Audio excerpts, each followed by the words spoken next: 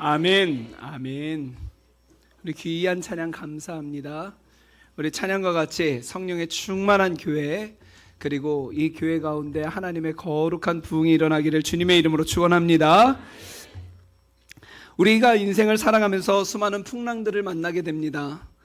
갑자기 찾아오는 건강의 문제로 인해서 넘어질 때도 있고, 그리고 꼬여버린 관계의 문제, 자녀의 문제, 경제적인 문제, 여러 가지 앞이 보이지 않는 나의 미래, 이런 것들로 인하여 힘들고 어렵습니다. 이 풍랑이 한번 찾아오면 우리의 삶이 마구 흔들어집니다. 요동하게 됩니다. 그런데 가만히 우리의 마음을 들여다보면 사람은 풍랑 그 자체보다 내가 이 상황을 전혀 통제할 수 없다는 사실 앞에 섰을 때, 이 풍랑 자체보다 이 풍랑으로 인하여 이것을 내가 통제할 수 없다는 그 사실 앞에 섰을 때 우리는 훨씬 더 큰 두려움을 느끼게 되는 것 같습니다. 풍랑이라 할지라도 내가 다스릴 수 있다 생각하면 그것은 더 이상 나에게 풍랑이 되지가 않습니다. 그런데 그 풍랑으로 말미암아 내가 이것을 통제할 수 없을 때 비로소 우리는 큰 두려움을 느끼게 된다는 것입니다. 내가 꽉 쥐고 있던 내 인생의 방향키가 내 마음대로 움직여지지 않고 사정없이 흔들릴 때 인간은 절망하고 무너지게 되는 것이죠. 오늘 본문에 제자들의 모습이 나옵니다. 그들이 만난 갈릴리 바다는 본래 지형 특성상 갑자기 부는 광풍이 많이 부는 곳이었습니다. 게다가 제자들 중에 한 절반 정도는 이 갈릴리 바다에서 생업을 삼고 살아갔던 많은 어부들이었습니다. 그곳에 뼈가 굵은 베테랑 어부들, 그런데 이 풍랑을 한두 번 겪어본 사람들이 아닌 이 사람들, 이 전문가들조차 우리가 죽게 되었다 할 정도로 그들이 통제할 수 없는 수준에 넘어선 풍랑이 불어오게 된 것입니다. 전문가들이었습니다. 그 지형을 너무나도 잘 알고 있었습니다. 그런데 그 사람들조차 통제할 수 없는 엄청난 광풍이 몰아친 것이죠. 그러나 오늘 본문은 단순히 예수님이 기적을 행하셔서 그 풍랑을 잠잠하게 하셨다는 영웅담을 말하려고 하는 것이 아닙니다. 오늘 말씀의 진짜 핵심은 풍랑이 지나가고 난 다음에 예수님이 제자들에게 물어보신 것입니다. 어찌하여 두려워하느냐? 너희들의 믿음은 무엇이냐? 라고 물어본 것입니다. 예수님에게 가장 중요했던 것은 풍랑이 아니었습니다. 너희가 나를 어떠한 분으로 모시고 있느냐? 너희에게 나는 도대체 어떠한 존재이냐라는 것입니다. 이 말씀을 통하여 우리의 영적인 실상을 보기를 원하고 우리의 신앙의 현주소를 발견하기를 원하며 하나님께서 나에게 주시고자 하시는 은혜를 같이 누리기를 소망합니다. 첫 번째, 사명의 출발입니다. 은혜의 자리에서 사명의 자리로. 35절 말씀 우리 같이 읽어보겠습니다. 시작. 그날 저물 때 자, 여기에서 주목해야 할 표현이 있는데 그날 저물 때입니다.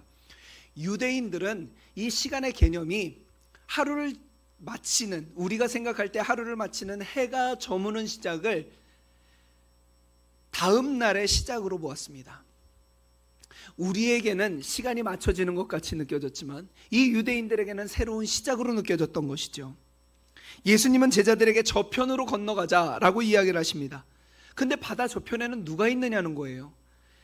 이 마가복음 5장 말씀으로 넘어가면 무덤 사이에서 자신의 몸을 막 괴롭게 하며 소리를 지르고 비명을 지르며 다른 사람들을 위협하는 귀신 들려있는 한 광인이 나옵니다. 그 사람을 거라사 광인이라고 이야기를 하죠. 예수님께서 저편으로 건너가자, 새로운 사명을 시작하자라고 이야기를 하시는 것은 밝고 찬란한 곳이 아니었습니다. 어둠과 절망에 갇힌 한 영혼을 구하기 위한 전쟁터였고 현장이었고, 예수님이 가셨던 그 사역의 현장은 바로 그러한 곳이었습니다. 낮 동안 제자들에게 하신 예수님의 말씀은 너무나도 달콤했습니다. 겨자씨의 믿음, 그리고 씨 뿌리는 농부의 믿음, 좋은 밭에서 30배, 60배, 100배의 열매가 맺어지고 겨자씨와 같은 이 작은 믿음이 자라 큰 나무를 이루게 된다는 놀라운 하나님의 말씀이 낮에 제자들에게 선포가 됐는데, 그런데 이 제자들에게 말씀만 선포하신 것이 아니라 예수님이 그 은혜를 받은 그 자리를 벗어나 사역의 자리로 나아가자라고 이야기를 하시는 것이죠. 교회는 은혜를 받는 것으로만 끝나서는 안 됩니다. 받은 은혜를 가지고 세상 속으로 파송되는 것입니다. 그곳이 어둡고 절망적인 곳이라 할지라도 은혜를 받은 우리들은 그 은혜를 가지고 세상 속으로 나아가 그 어두운 곳을 예수 그리스도의 빛으로 밝히는 사람들이 되어야 되는 것입니다. 은혜를 받는다는 것이 무엇입니까? 밖에 있는 말씀이 우리 가운데로 들어오는 것입니다. 밖에 있는 말씀이 우리 가운데로 들어오게 되면 그 말씀이 반응하여서 살아가게 되는 것, 그것이 은혜 받은 사람의 태도이죠. 우리들이 예수 그리스도의 말씀으로 인하여 은혜를 받았다면 우리가 우리의 믿음을 증명하는 자리가 이 자리가 되어서는 안 되고 세상의 삶에서 우리의 믿음을 증명해내야 되는 것입니다. 두 번째, 풍랑 속의 영적 실상입니다. 예수님을 변방에 모셔둔 사람들. 자, 문제가 생겼습니다. 주님이 말씀에 순종하여 사명의 길을 이제 시작했습니다. 가려고 하는데 인생의 대위기가 찾아온 것입니다. 37절 말씀입니다. 함께 읽겠습니다. 시작. 큰 광풍이 일어나며 물결이 배에 부딪혀 들어와. 예수님과 함께 타고 있는 배 아닙니까? 예수님과 함께 가고 있는데도 그곳에 광풍이 불더라는 것입니다. 우리가 주의 일을 하려고 결단할 때 어둠의 권세는 가만히 있지 않습니다. 어떻게든 낙심하게 만들고 인생을 흔들어댑니다.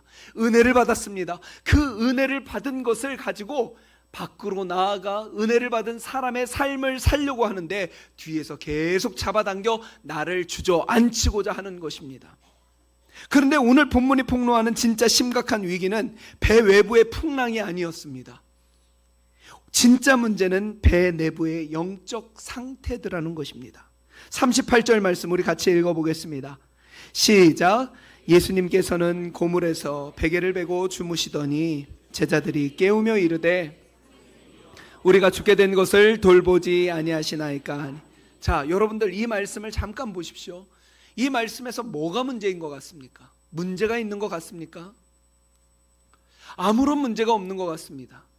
배에 풍랑이 일게 되니 제자들이 예수님을 깨우면서 예수님에게 살려달라라고 이야기를 하는 것, 너무나도 지극히 자연스러운 장면같이 느껴지는데 문제가 있더라는 거예요. 여기에서 고물이라고 하는 것은 배 맨 뒷부분, 가장자리를 뜻합니다. 예수님은 지금 배의 중심에 계시지 아니하시고 배의 가장 구석진 변방으로 밀려나 있습니다. 목사님, 이거 너무나 지나친 해석 아닙니까?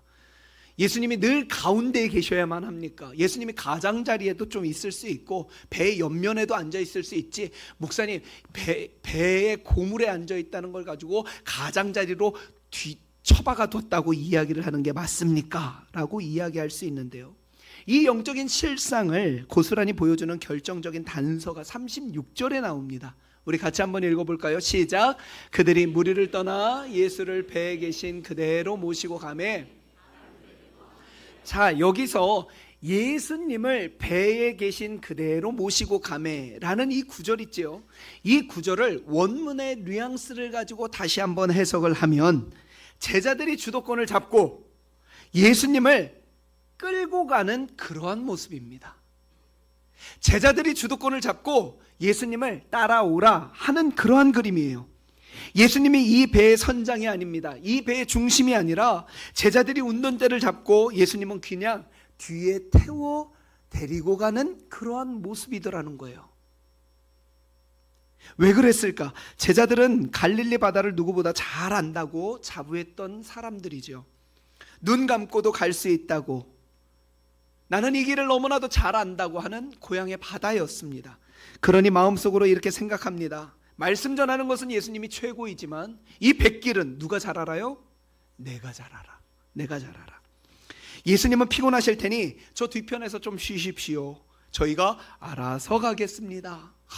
아주 예수님을 배려한 것 같은데 여기에 신앙의 실상이 담겨져 있더라는 것입니다. 자신의 경험, 자신의 노하우를 앞세워서 자신이 앞서가고 예수님을 뒤에 따라오게 하는, 예수님을 비상용 도구, 무슨 일이 일어날 때 갑자기 사용할 비상용 도구 정도로 예수님을 생각하더라는 것입니다. 우리도 그렇지 않습니까? 저도 그럴 때가 있습니다. 평소에 길을 갈 때 저는 스마트폰의 내비게이션을 절대로 켜지 않습니다. 왜 그러냐면 제 별명이 김길룬이기 때문입니다. 저희 아버지의 별명이 김길룬이고 그것을 물려받아 저의 별명도 김길룬입니다. 그래 길에 대해서는 이제 빠삭합니다. 제 아내가 저를 앞서려고 그럴 때 뒤로 오라. 제 아내는 길룬이 좀 어둡거든요. 그런데 막 앞서가려고 그러는 거예요. 저한테 지기 싫어가지고 앞서가려고 뒤로 오라. 어차피 아내를 따라가면 길을 잃어버리게 되어 있으니까 뒤로 오라. 나를 따르라. 제가 그렇게 갑니다. 그렇게 가요. 한 번은 대신방을 하는데 대신방을 할 때 우리 전도사님이 목사님을 생각하는 마음이 너무나도 극진해서 목사님 이 대신방 동안 제가 목사님을 모시고 다니겠습니다. 목사님은 뒤에 앉아서 편하게 쉬시면서 말씀을 준비하고 조금 쉬시면서 따라오십시오. 이렇게 이야기를 하는 거예요. 너무나도 감사하잖아요. 그런데 제가 보니까 1분 거리인데 내비를 보고 계시는 거예요. 아니 서천에 온 지 얼마 안 됐으니까 당연하죠. 당연합니다. 근데 1분 거리인데 여기에서 박종미 권사님 집이었어요. 저기 축협 뒤에 있는 박종미 권사님 집을 가는데 내비를 보면서 거기가 맞나 이렇게 막 터치하고 막 이러는 거예요. 제 마음이 어땠겠습니까? 답답하다. 뒤로 오라. 그리고서는 제가 운전하고 대신방 내내 전도사님을 모시고 다녔습니다. 아니 여기서는 뒤에서 쉴 시간이 없어요. 출발하면 3분 안에 모든 것이 다 도착하기 때문에. 그런데 뒤에서 막 쉬라고 그러는 거예요. 그래서 조금 쉴까 그랬는데 막 내비를 보고. 그런데 이런 사람들의 특징이 뭐냐면 모르는 길도 내비를 켜지 않는다는 거예요. 이 길로 가면 맞겠거니. 자, 이쪽으로 가면 이 길의 원리는 이렇게 돌아 이렇게 갈 것이니 나는 이렇게 가면 만나게 될 것이다. 그래서 모르는 길도 내비를 잘 켜지 않습니다. 자존심이거든요. 이거를 킨다는 것 자체가 제 옆에 있는 사람이 나를 보고 어쩔 수 없구나 그렇게 생각할 것 같아서 자존심이어서 저는 내비를 절대로 켜지 않습니다. 그런데 이런 사람들의 특징이 뭐냐면 가다가 길을 꼭 헤매더라는 거예요. 가장 막히는 시간에 가장 한복판에 있더라는 것입니다. 다른 사람 다 도착해 있는데 가장 늦게 도착하더라는 거예요. 그런데 우리가 앞선다고요? 우리가 앞서간다고요? 무엇을 자신해서 우리가 앞서갈 수 있겠습니까? 우리의 신앙생활도 이와 같습니다. 내 힘으로 통제할 수 있고 내 계산대로 흘러간다 생각하면 자신이 있죠. 이 부분만큼은 내가 전문가다 생각하는 부분이 있습니다. 경제적인 생활, 그리고 사업, 직장의 생활들, 그리고 자녀를 양육하는 것. 특히 자녀를 양육하는 것은요, 누가 터치하기를 정말 원하지 않습니다. 자, 내가 내 아이들을 양육해야 돼. 자, 내가 셋을 키웠는데, 내가 넷을 키웠는데 이 아이들 내가 잘 양육했어. 그러면서 그 분야의 만큼 내가 전문가라고 자신합니다. 예수님은 내 인생의 저 구석자리에 조용히 앉아 계시는데 말입니다. 그러다가 내 힘으로 도저히 막을 수 없는 인생의 광풍을 만나 물이 배에 가득 찰 때 비로소 주무시는 예수님을 거칠게 흔들며 원망 섞인 목소리를 냅니다. 선생님이여, 우리가 죽게 된 것을 돌보지 아니하시나이까. 자, 예수님을 그들이 어디에다가 두었는데요? 뒷자리에다가 두었는데 문제가 날 때 비로소 예수님을 찾고 예수님을 부르더라는 것입니다. 이것이 믿음의 간구입니까? 아닙니다. 왜 이제서야 깨어나십니까? 왜 진작에 도와주시지 않습니까? 라는 원망과 불평이더라는 거예요. 평소에는 주님을 내 인생의 주인으로 대접하지 않다가 아쉬울 때만 비상벨처럼 취급했던 그 제자들의 미천이 이 광풍이 부는 현장 가운데 드러나게 되더라는 것입니다. 이게 그들의 믿음의 실상이었어요. 세 번째입니다. 꾸짖음과 믿음의 본질. 내 인생의 진짜 주인은 누구입니까? 원망 섞인 부르짖음에도 우리 주님은 깨어나셔서 역사를 하십니다. 그들을 탓하거나 그들을 나무라지 않으시고 그들이 원하는 대로 그들이 그 풍랑 가운데 예수님이 서셔 그들에게 파도를 향해서 외치십니다. 39절 말씀입니다. 우리 같이 읽겠습니다. 시작.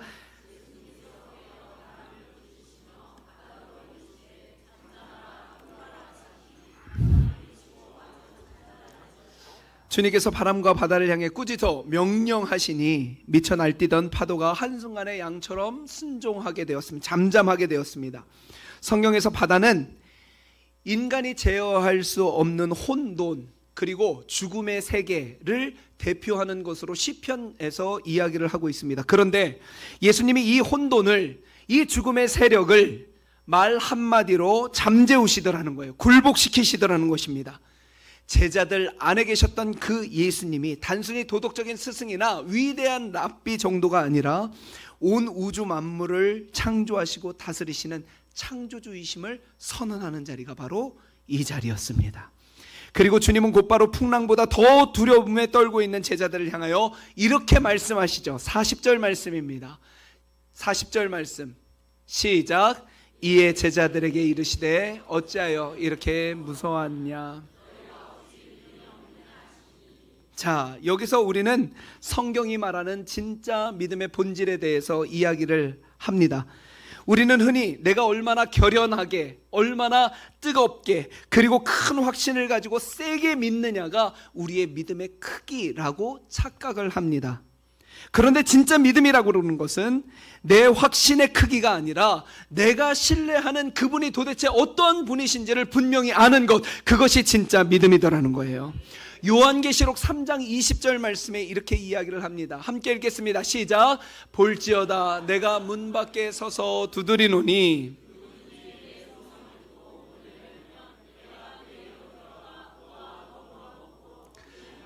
더불어 먹으리라. 아멘. 우리는 이 구절을 통해 불신자들이 전도할 때 쓰는 구절로 생각을 합니다. 예수님이 문 밖에 계시니 그 예수님을 받아들여라 라는 그러한 불신자에게 주는 메시지라고 생각을 하지만 사실은 라오디게아 교회 성도들에게 주셨던 말씀이에요. 예수님을 믿고 있는 사람들이었습니다. 그런데 이 라오디게아는 부유한 동네였습니다. 예수님을 믿지만 부유하게 살던 사람들. 그런데 이 사람들의 특징이 뭐냐면 예수님을 자신의 집의 중심에 그 안에 들이지 않고 문 밖에 두며 살아가더라는 것입니다. 마치 오늘 제자들과 같았습니다.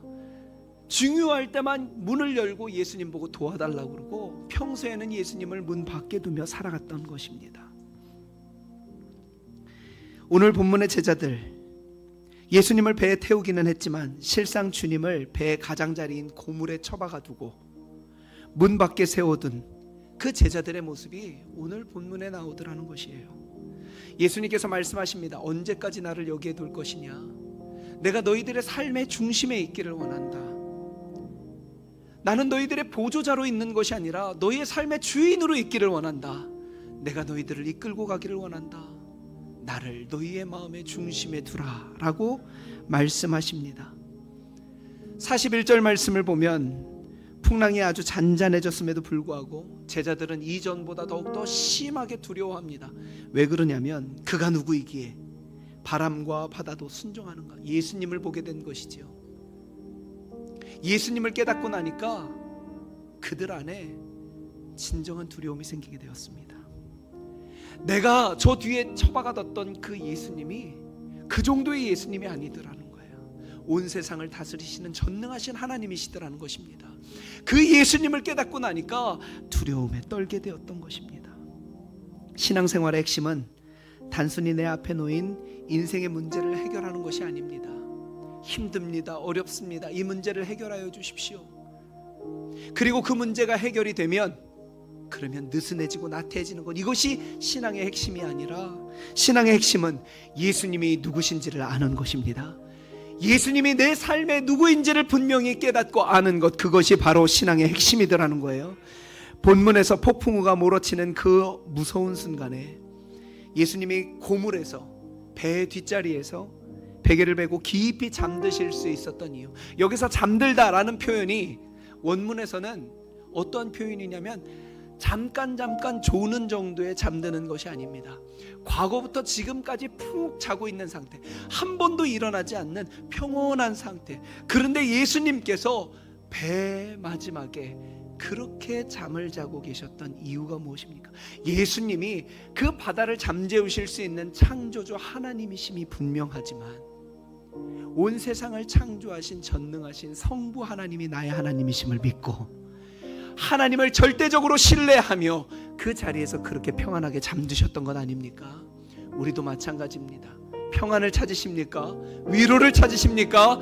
예수님이 내 삶의 누구인지를 분명히 깨달을 때 우리의 삶에 참된 위로, 참된 평안이 올 줄 믿습니다. 20년 동안 선교사님으로 사역했던 분이 많은 사람들 앞에서 20년 동안의 선교 사역의 소회를 밝히면서 이렇게 이야기를 했다고 합니다. 여러분, 저는 20년 동안 하나님을 붙들며 하나님을 간절히 붙들며 하나님을 기대하며 사역을 했습니다. 그랬더니 많은 사람들이 막 박수를 쳤습니다. 대단하십니다. 대단하십니다. 그 어려운 지역에서 20년 동안 그 마음을 지켜가시니 우리 김희식 선교사님은 그 척박한 땅에서 30년 동안 사역을 하셨는데 이야, 대단하시죠? 20년 동안 막 그렇게 하나님을 붙잡았습니다. 내가 하나님을 붙잡았습니다. 그러면서 막 말씀하시는 선교사님께 모든 사람들이 찬사와 박수를 보냈습니다. 그랬더니 조금 있다가 더 오래되신 선교사님이 나오시더니 이렇게 이야기를 하시는 거예요. 선교사님, 당신이 하나님을 붙든 줄 알죠? 하나님이 당신을 붙들고 계셨던 것입니다. 여러분들, 우리가 하나님을 붙들고 살아갑니까? 하나님이 우리를 붙들고 살아가십니다. 그러면 우리는 우리의 전부를 하나님께 맡기면 되는 것입니다. 그러면 하나님께서, 예수님께서 우리를 이끌고 가십니다. 우리가 전문가입니까? 우리가 예수님보다 앞서갈 이유가 있습니까? 없습니다. 예수님이 나의 삶에 앞서가시고 예수님이 나의 삶을 붙들어 주시고 인도해 주시기를 간절히 소망하며 예수님을 따라가는 거룩한 인생이 되기를 주님의 이름으로 축원합니다. 큰 물결이 설레는 어두운 바다, 저 등대의 불빛도 희미한데 이